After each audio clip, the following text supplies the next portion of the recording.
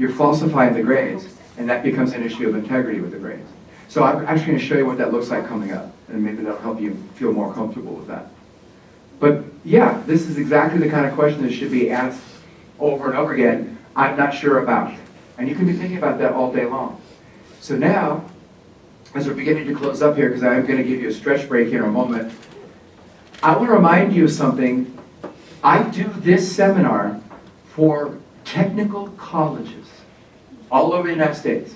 So I do this for nursing schools, police academies, HVAC systems, welding schools, electricians colleges, architectural design schools, seminaries for people who are studying to become a pastor or preacher of some sort. Yeah, we do it. We do the stuff. And it works exactly the same way. But here's what we find. This approach is far more correlating or supportive of the working world lives people will have than our traditional grading practices. So for example, I have a slide on that. One of the things that we don't do, when you're first coming to know something in your training program, we don't take your early stumbling, incompetent steps and average that into the final moment when you're going for licensure or certification. That's not held against you. It's not averaged in. Quizzes count this and homework counts this. No, because I cannot blur the lines and coalesce it together and think it's accurate where you're earlier incompetent with the current grade report of competence. Oh, but I have to weave in all this earlier stuff when you were kind of stumbling around, and it brings you below the passing threshold. We don't do that in any profession. Secondly, I'm going to just bounce down to this third one, or fourth one down. Can you imagine if you pulled into your teacher parking lot and you guys have diagonal parking stripes? You know, they look like parallelograms. Not straight in, but diagonal. And do I, as a principal or colleague, do I run out right as you're pulling up the car and you turn off the engine, and I have a ruler and I measure the equidistance of your tires to the white stripe to make sure you're dead center and not over the line in front or sticking out in the back, that you are like equidistant all the way around, and then I use that as a part of your teacher evaluation? You would cry foul. That has nothing to do with teaching. That was me not having coffee this morning. That's why I was skewed. All day I'll probably be a little off kilter, just so you know. Or whatever it is. Yeah, that's ridiculous. But you know what teachers do? They include so many things that are actually not indicative of the report they claim to be reporting, that it knowingly falsifies the grade higher or lower. Because you're incorporating things that are not factors that are really pertinent to that thing in the thing because of a false sense, well, I've got to include all of it because I have to teach you responsibility or teach you whatever it might be. And I'm telling you, there's a way out of that where you protect the integrity of the grade. And you don't do those kind of nonsensical things. So I'm going to remind you that if you look at how is anybody evaluated in a larger profession, how does anybody learn their craft, it's all this stuff that we've been talking about. I have to give evidence of my performance in my job in order to get my rating. Nobody cares if you did your homework. What we care about is you actually prepared the software and it was deliverable to the client on December 15th. But I don't care how many hours it is, whether you worked hard on it. It's got to be up to specs for the RFP, the request for proposal, the initial client request for these various things. Oh yeah, so we report that separately. How does anybody become good at being an EMT? Or a teacher, a nurse, an architect, an engineer, a machinist, a farmer? It really doesn't matter what the job is. How do you get good at it? You do it a lot. You do it over and over, and you get critique in between. That would then you use to improve, and you're a little bit better next time. I have 4 lawyers in my family. Every one of them, they're law firms, they always do a post-mortem after a court case is litigated.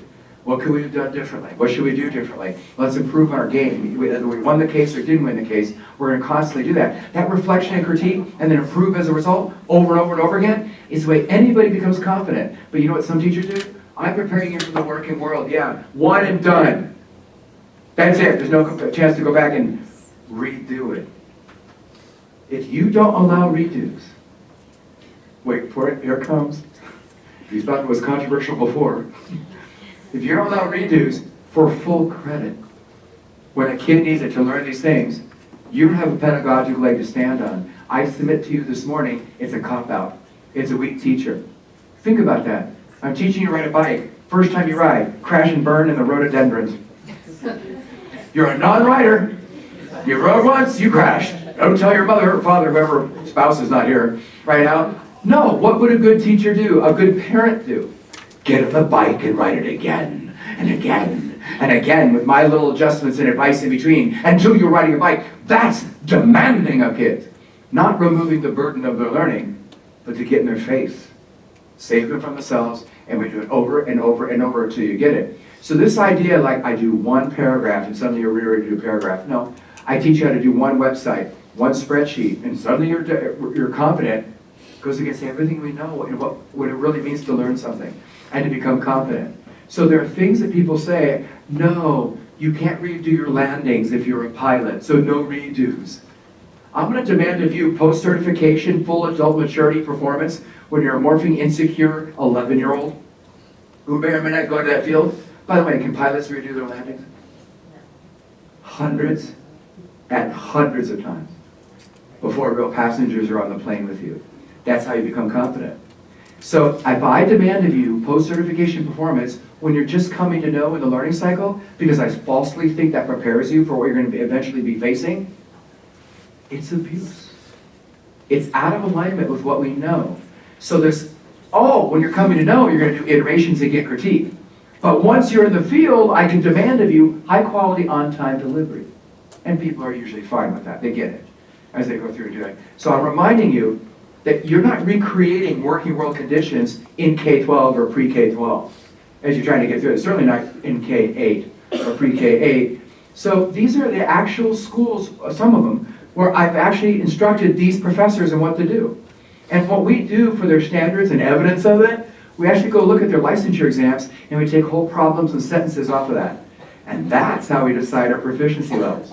So when it comes to welding and the color of the flame and the type of fuel you're using and the metal and all this stuff, and you weld it like this, is it going to hold up according to the pressure plate, all that torque on that pressure plate, is it going to do it? Or are you going to have to change the weld and weld in other areas in order to make sure that's strong? So that's literally the kind of level, and that's what we're talking about with everything that you guys teach too. When it comes to tying a shoe, are you beyond Velcro or slip-ons? Yeah, well what does it really mean to tie a shoe successfully? That the bows are symmetrically even on both sides and pretty? Is that really what tying a shoe is? Well, if they tie it in a knot and it stays on, woohoo! Is that tying a shoe? I don't know. Then maybe not. We don't want to do that. So this is just a reminder that how do you prepare kids for the levels above you, even if they don't do this stuff? Middle school teachers think about that a lot. We're preparing them for the public high school or for a diocese high school, and they don't do this stuff. Well, the diocese is, because I've been in every single high school, I think in all of Erie, or the Erie diocese, I should say. But the thing that really teaches them is to grow up, be mature, and learn the stuff. So ignorance, incompetence in something, is never preparatory, maturing, or engaging. So if I deny a redo and the kid remains ignorant, I've just thwarted their later success, even if high school teachers don't do this or do this. I've made a mess of it. And then we've already explained this one. We're not going to require high school students and younger to do professional stuff. And I like to vandalize school equipment before I come travel. So I found this school bus on the way up here to you guys today. And the stop sign, flips out. And I have a black can of black paint and a stencil. So I just painted this. Consider recovering from failure teaches more than the permanent label of failure ever could teach. Oh, so I put a 0 on there. That'll teach you to use your time. It doesn't even come close.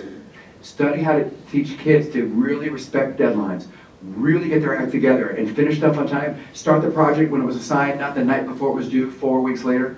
Study that, and you would never dream of pushing back and saying, I should give a permanent unrecoverable grade. You would never use punitive grading in any sort to teach it because it's a lousy teacher. So if that's missing from your background, I have no background in human motivation or cultivating self-discipline and respect for deadlines in children. That's fixable. We actually have some really good ideas, one of which is executive function that you guys have now been offered in 6 installments that Don was talking about before. So I'm just going to remind you that no research says use punitive grading. We got to get up to speed, and that is a mosaic. When I do training on this, and you don't have to use me. You can use me or use somebody else, doesn't matter. But you have to get up to speed on these things. Now, it takes 6 or 7 of these in tangent, in concert with each other.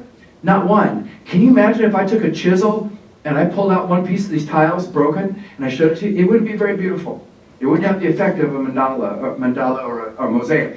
But if I leave it in there, now you see the full effect. So you can't just get good at meaning making, for example. And suddenly the kids are all motivated and they're self-disciplined. I have to get good at lots of these things. So if that's an area that concerns you, maybe over the next 5 years, you could put it on your radar and make it a learning curve and kind of get into it. I offer it to you in case you wanted to have some direction there. And then I close this little segment with this idea of, hey, this is actually in affluent and impoverished schools, urban, rural, suburban, all the different levels. We can totally do this stuff. Heterogeneous, homogeneous, high-performing, low-performing classrooms. It doesn't matter. You can totally do this just fine. Some people get their blinders on and think, well, that might work for them, but not us. Let me tell you. Yeah, it totally works for you guys. Whew. That was a lot. You guys need to stretch. But here's some homework. What was that? Use the bathroom? Is that what you said? I said that was a lot. It was 45 plus 5. I know, it was 45. You're counting the slides. No, I'm just scrolling it. No, that's cool. That's fine. There actually, there were more slides because you didn't have as many slides in there that I had up here. There's a few that you might not have had. I just want to remind you of this. When you come back, you're going to be asked to do something.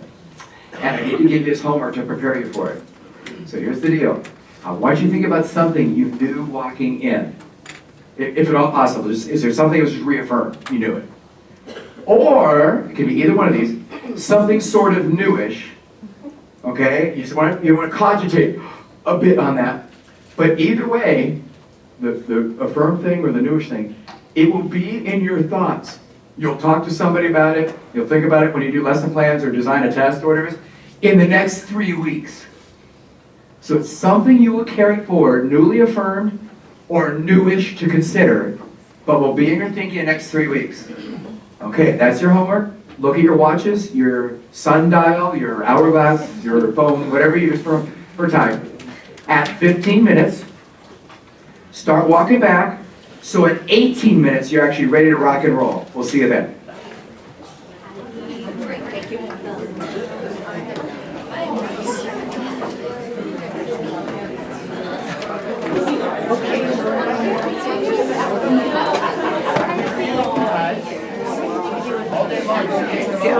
I can.